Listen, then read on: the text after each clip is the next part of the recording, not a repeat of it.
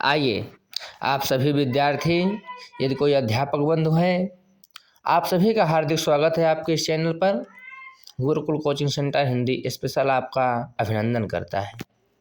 आप लोग यह मत सोचिएगा ये नया चैनल है, लेकिन आपको 100% आपको शुद्ध संस्कृत पढ़ाई व लिखाई जाएगी, चाहे वो हिंदी हो चाहे संस्कृत हो।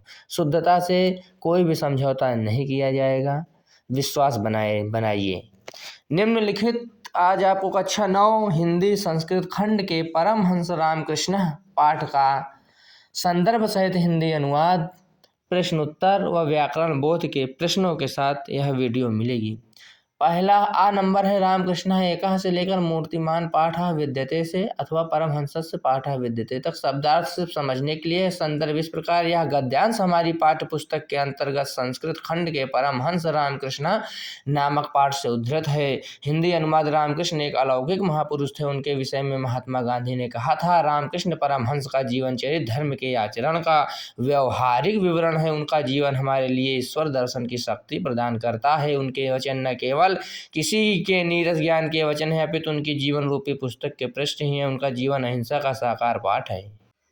बा स्वामिनः रामकृष्णस्य से लेकर समाधौ अतिष्ठत् तक शब्दार्थ आपको लिखना नहीं है, संदर्भ पूर्वत लिखा हुआ है, क्योंकि संदर्भ एक ही रहता है तो बार बार लिखने से कोई लाभ नहीं है। उसको याद कर लीजिए, लिख लीजिए एक बार।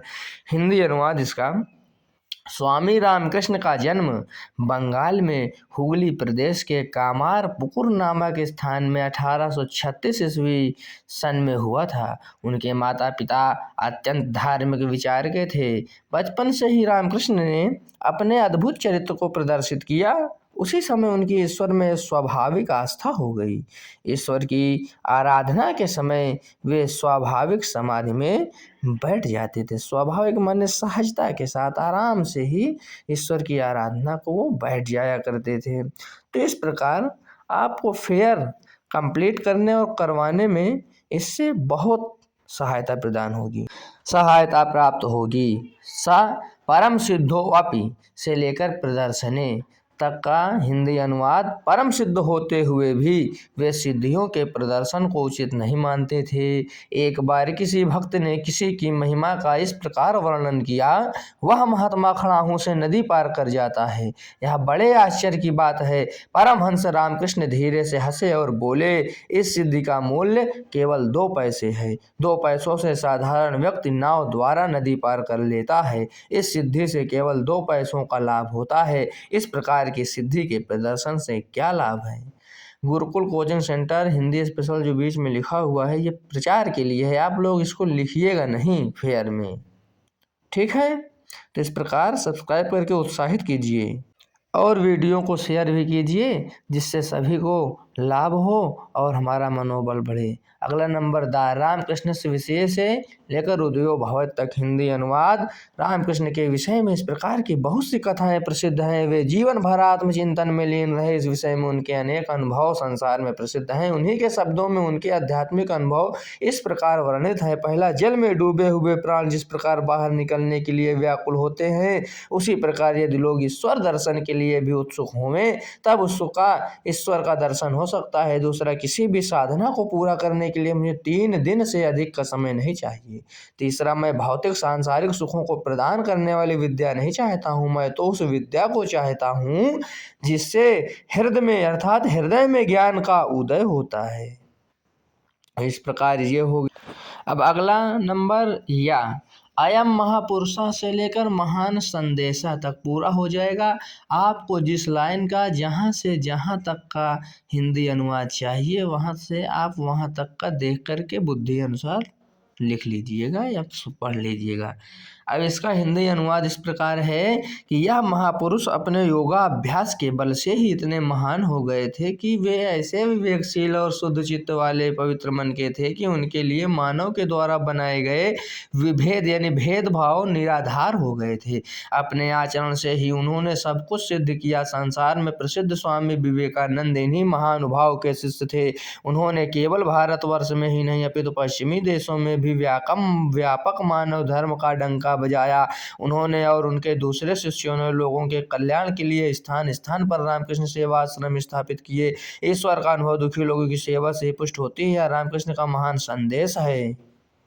अब आइए प्रश्नोत्तर करते हैं। हिंदी अनुवाद आपका समाप्त हो गया। जहाँ से जहाँ तक की आवश्यकता हो रोक कर वीडियो आप लोग आराम के साथ लिख व पढ़ सकते हैं। प्रश्न 1, स्वामिनः रामकृष्णस्य जन्म कुत्र कदा च अभवत्? स्वामी रामकृष्ण का जन्म कहाँ और कब हुआ था? उत्तर, स्वामिनः रामकृष्णस्य जन्म हुगली प्रदेशस्य कामारपुकुर स्थाने 1836 ख्रीष्टाब्दे अभवत्। स्वामी रामकृष्ण का जन्म हुगली प्रदेश के कामारपुकुर स्थान में 1836 ईस्वी में हुआ था। प्रश्न 2, रामकृष्ण परमहंसः कीदृशः पुरुषः आसीत्? रामकृष्ण परमहंस कैसे पुरुष थे? रामकृष्ण परमहंसः विलक्षणः महापुरुषः आसीत्। रामकृष्ण परमहंस विलक्षण यानी अलौकिक विचित्र महापुरुष थे।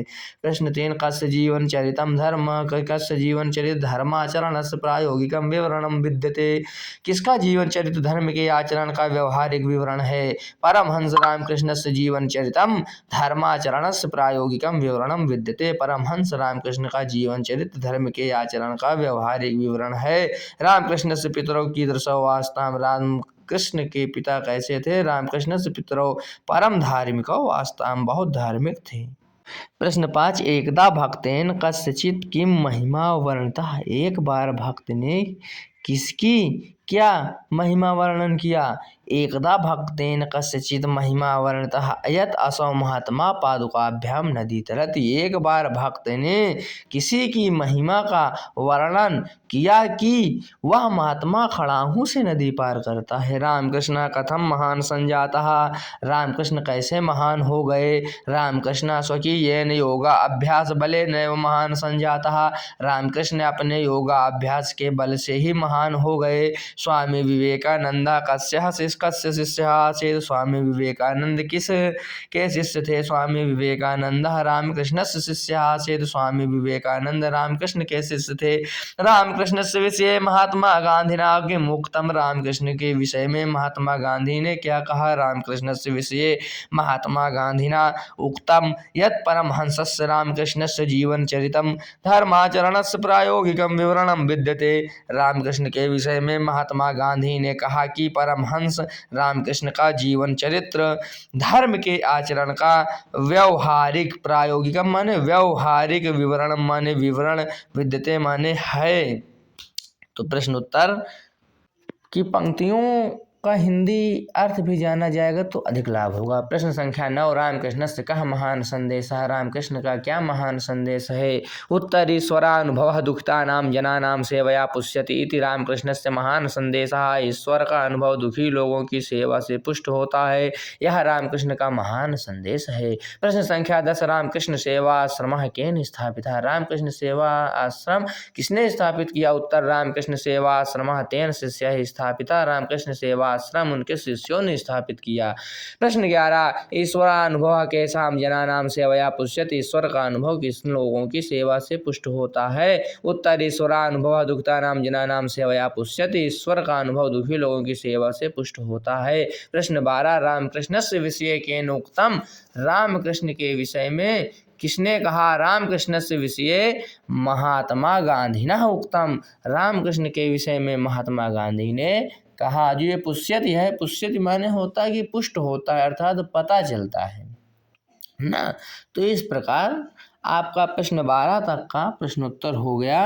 तो आप लोग बढ़िया से मन लगा करके कक्षा 9 की तैयारी कीजिए। और प्रश्न 12 के बाद प्रश्न 13, कस्य जीवनम ईश्वर दर्शनाय शक्तिम प्रददाति? किसका जीवन ईश्वर दर्शन की शक्ति प्रदान करता है? रामकृष्णस्य जीवनम ईश्वर दर्शनाय शक्तिम प्रददाति। रामकृष्ण का जीवन ईश्वर दर्शन की शक्ति प्रदान करता है। कस्य जीवनम अहिंसायाः मूर्तिमान पाठः विद्यते? किसका जीवन अहिंसा का साकार पाठ है? रामकृष्णस्य जीवनम अहिंसायाः मूर्तिमान पाठः विद्यते। रामकृष्ण का जीवन अहिंसा का साकार पाठ है।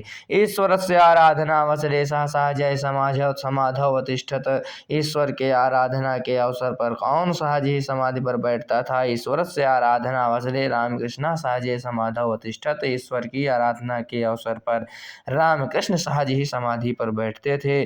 का सिद्धि नाम प्रदर्शनम उचितम न अमन्यति। कौन सिद्धियों का प्रदर्शन उचित नहीं मानता था? रामकृष्ण सिद्धि नाम प्रदर्शन उचितम न अमन्यत। रामकृष्ण सिद्धियों का प्रदर्शन उचित नहीं मानते थे। कस्य कृते मानव कृताः विभेदाः निर्मूलाः अजायन्त। किसके लिए मानव द्वारा बनाए गए भेदभाव निर्मूल या निराधार बेकार हो गए थे? रामकृष्णस्य कृते मानव कृता विभेदा निर्मूला अजायन्त। रामकृष्ण के लिए मानव द्वारा भेदभाव जो बनाए गए थे वो निर्मूल हो गए थे। एक बार इसमें एक प्रश्न 2 बार आ गया है। रामकृष्ण कथम महान संजाता, इसीलिए इसको मैंने एक बार ही करवाया है, इसको 2 बार करने कोई लाभ नहीं। व्याकरण बोध का प्रश्न है। अब संस्कृत में अनुवाद, हिंदी का संस्कृत में अनुवाद। रामकृष्ण एक विलक्षण महापुरुष थे। रामकृष्ण एक विलक्षण महापुरुष अभवत। उनका जन्म बंगाल में हुआ था। इसका संस्कृत अनुवाद तस्य जन्म बंगेषु अभवत। वे सभी से स्नेह करते थे। स सर्वेषां स्निह्यन्ति स्म। मैं भौतिक सुख नहीं चाहता हूँ। अहम भौतिक सुखम न वांछामि। रामकृष्ण बड़े महात्मा थे। रामकृष्ण महान पुरुष आसीत्। उनके माता पिता धार्मिक थे। तस्य पितरौ धार्मिकौ आस्ताम। इस प्रकार वाक्यों का संस्कृत अनुवाद हो गया।